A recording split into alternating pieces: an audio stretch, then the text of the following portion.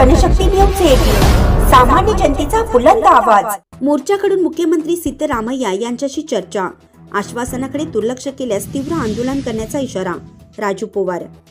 राष्ट्रीयकृत बँकेतून कर्ज सुरळीत द्या, शेतकऱ्यांचे सरसकट कर्ज माफ करा, दुष्काळग्रस्त शेतकऱ्यांना आर्थिक मदत द्या, ग्रामीण भागात दिवसा 12 तास 3 फेज वीज पुरवठा करा, 60 वर्षावरील शेतकऱ्यांना किमान 5,000 रुपये मासिक पेन्शन योजना लागू करा, शेतमजूर असंघटित कामगारांना शेतकरी कामगार कार्ड द्या, शेती संबंधी सर्व उपक्रम रोजगार हमी योजनेमध्ये समाविष्ट करा, शेतकऱ्यांना 5 लाखापर्यंत शून्य व्याजदराने कर्ज उपलब्ध करा, शेतकऱ्यांसाठी सरकारी कर आणि मुद्रांक शुल्क रद्द करा, अशा विविध मागण्या करून सरकारने निवडणुकीदरम्यान शेतकऱ्यांना दिलेल्या आश्वासनाकडे दुर्लक्ष झाले असून आता विविध मागण्यांसाठी तीव्र आंदोलन करण्याचा इशारा कर्नाटक राज्य रयत संघटनेचे राज्य कार्याध्यक्ष राजू पवार, अध्यक्ष चुनाप्पा पुजारी यांनी दिला।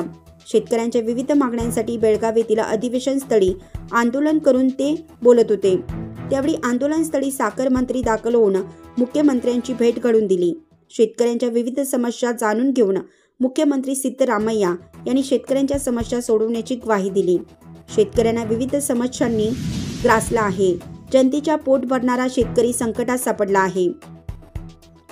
अशा परिस्थितीत सरकारने प्रश्न मार्गी लावण्यासाठी एका मंत्र्याची नेमणूक करावी, शेतकऱ्यांसाठी आणि शेतकऱ्यांच्या संबंधित इतर कामांसाठी सरकारी कर आणि मुद्रांक शुल्क रद्द करण्यात यावेत। शेतीतून तुटपुंजे उत्पन्न प्राप्त होतं, अशा परिस्थितीत कर आणि इतर शुल्क भरणं शेतकऱ्यांना अवघड जातं।